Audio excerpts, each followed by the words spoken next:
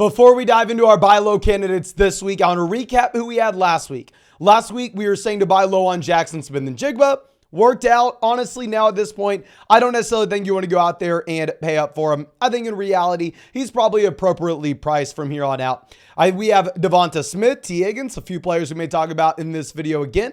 We have Puka Nacua. The window to buy him was open very briefly based off what I was seeing in my live streams. And yep, that is shut. I'm sorry, but you're not going to be able to afford to go out there and pay up for Puka now.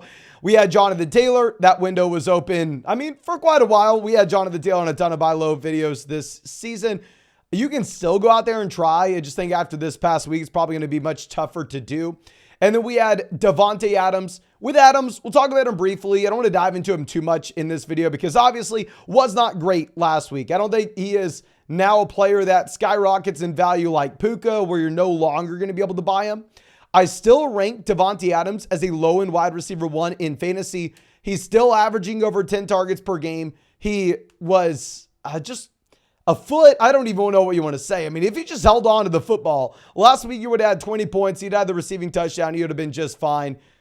You maybe have Jimmy Garoppolo coming in, favoring Myers. I don't know. I still would rather have Adams over Myers rest of season. I'm going to rank Adams that low-end wide receiver 1. So I think he can still be a buy, just dependent on that price point, of course.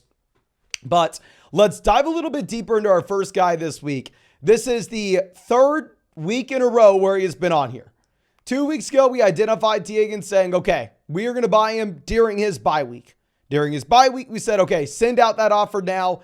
Just in case you didn't do it then, I want to remind you, T. Higgins is a player that right now is being priced almost close to his floor. And I'm even guilty of doing this in my rankings this week. I had T. Higgins down there as a wide receiver 3 in fantasy this week, primarily because A, he is just coming back from his own injury.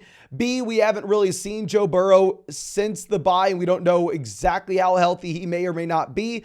And C, it will be a tough matchup going up against the 49ers, where I know a lot of people aren't going to be looking to start T. Higgins right away, and that's completely fine.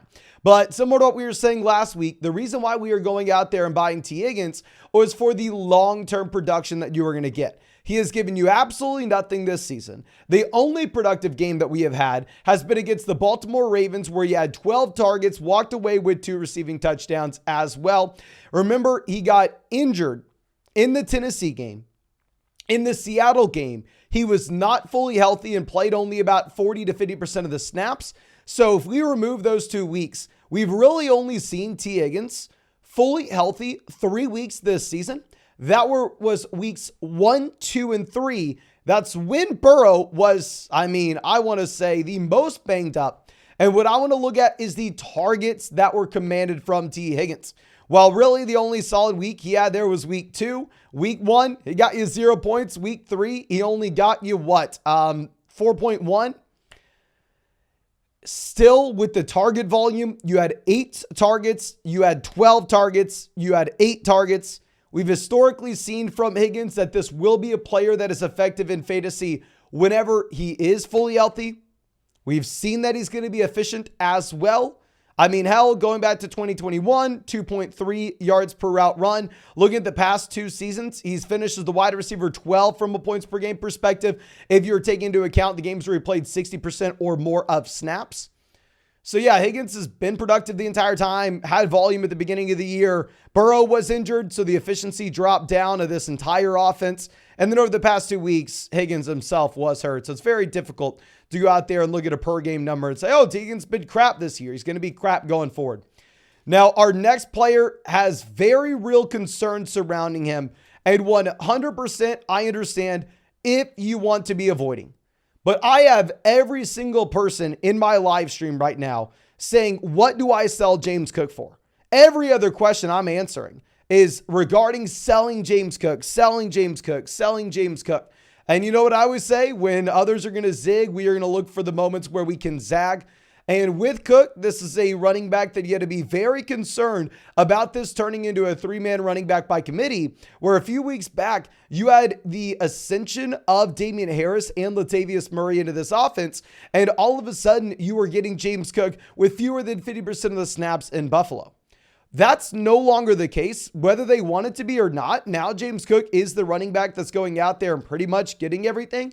James Cook plays 37 snaps this past week in Buffalo. Latavius Murray is down at 32. Now keep in mind, James Cook is the running back that's actually getting the volume out of this backfield. You have 13 carries for Cook, only 4 from Latavius. So when you have no Damian Harris in this offense, instead of this being that 3-man running back by committee where you can't really start anybody, I mean, it's very clear to see James Cook is a running back. You probably have to start, probably have to put him in there at RB2. You're looking so far this season, so running back that has been somewhat efficient, 4.8 yards per carry.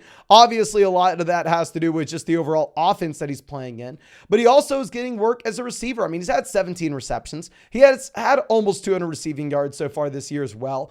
I know the touchdowns aren't going to be great because they don't love using him in the red zone, and Josh Allen will vulture, but still, he's had 2 touchdowns. So while I'm saying to buy James Cook before Thursday night, I do want to be very clear.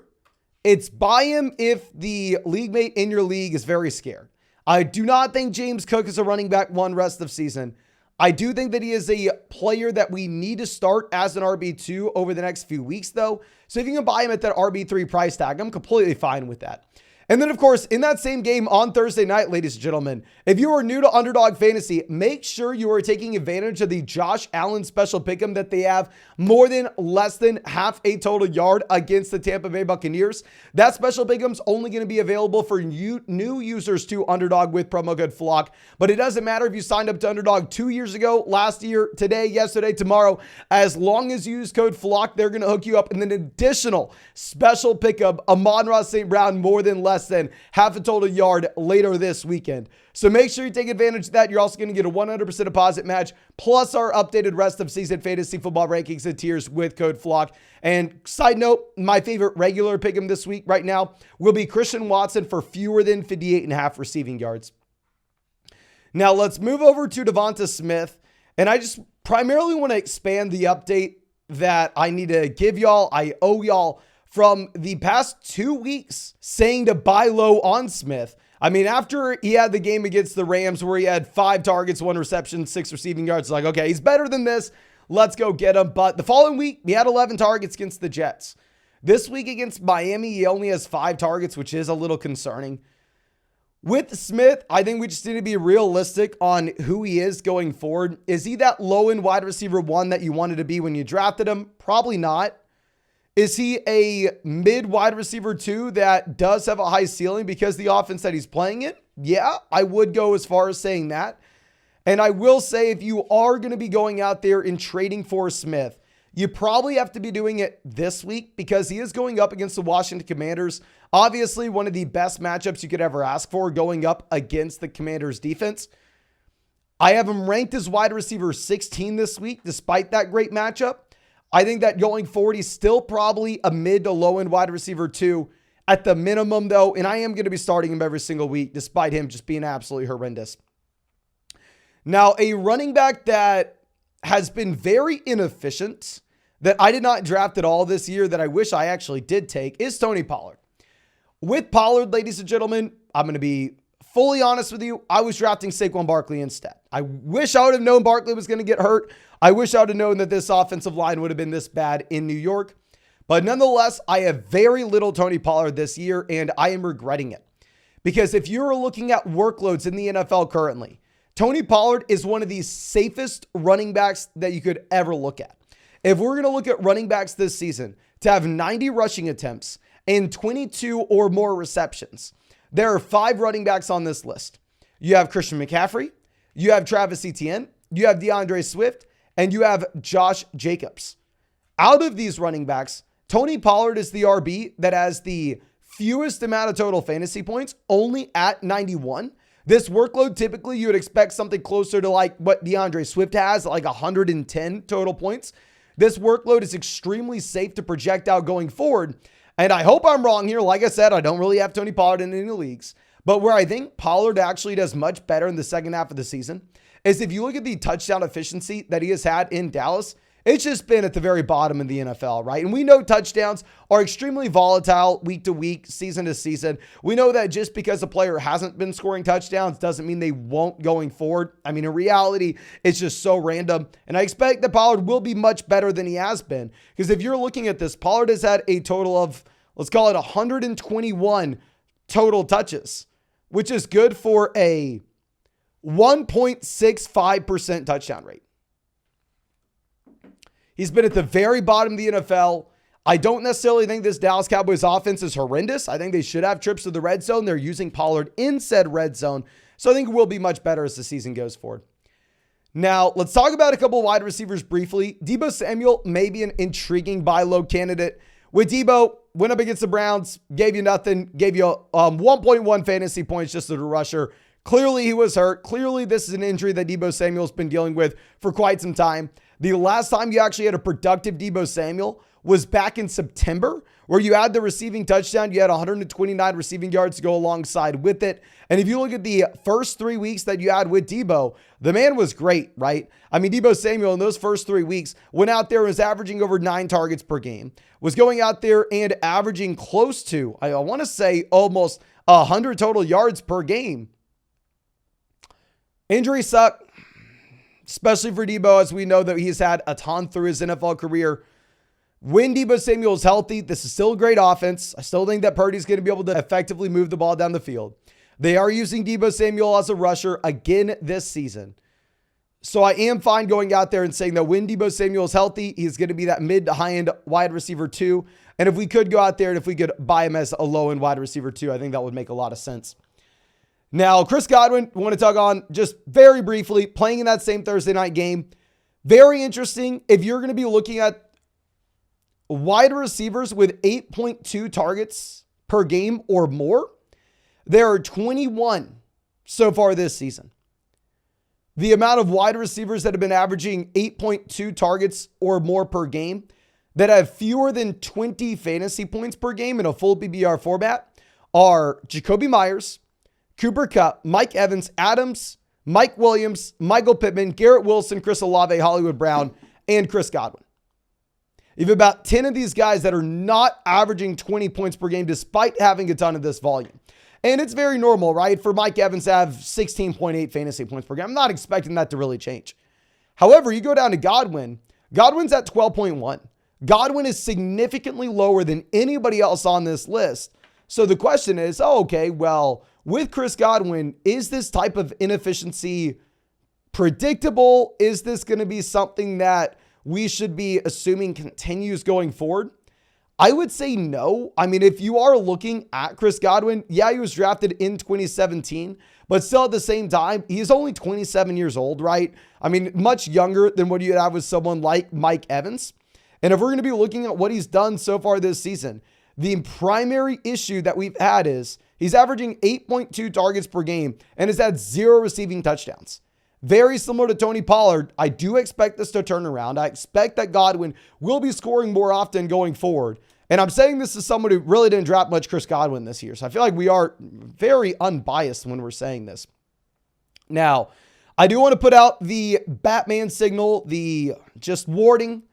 If you are wanting the injury discount on Justin Jefferson, on David Montgomery, on Devon Anan, now is the best time to do so.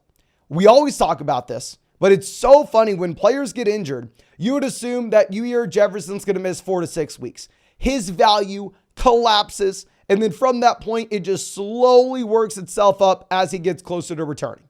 Where in reality, what happens is Justin Jefferson, it's announced he's going to miss 4 to 6 weeks. His value takes a pretty strong dip, but then when he misses another week, it goes down even further. When he misses the second week, it goes down even further, just because with his name, you're looking at out of sight, out of mind. And in reality, over these past few weeks, these guys such as Jefferson, such as Montgomery, such as Anan should have actually been increasing in value as they're coming closer to returning. So 100%, I think that now this is about the bottom of these guys in their overall value.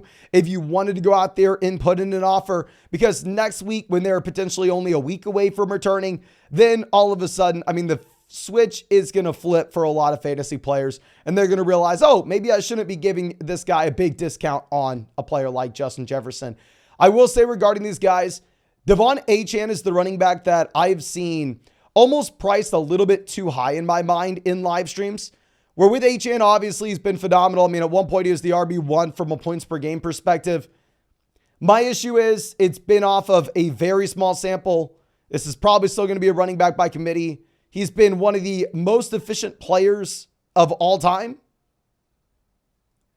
And it's either, okay, the volume dramatically comes up or the efficiency comes down. Looking at the size of Anan, I don't know how much the volume can come up. So instead of Anan being like a top 3 running back when he comes back, instead I think he's a very good option, but more so, say, a RB2. Whereas if you're going to be looking at what we have with Jefferson, obviously you'd be looking at Jefferson saying, oh, okay, yeah, this guy is a bona fide, locked and loaded stud, top 3 wide receiver as soon as he returns.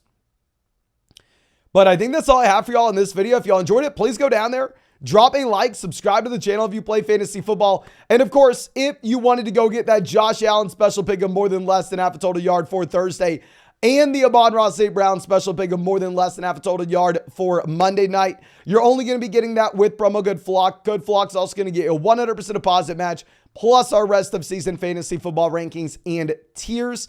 And I will say on Underdog, I do like the Christian Watson for fewer than 58.5 receiving yards. But I think that's all I have for you. Really do appreciate you, ladies and gentlemen. Really hope you have a great day, and really hope I get to see you in the live stream later tonight.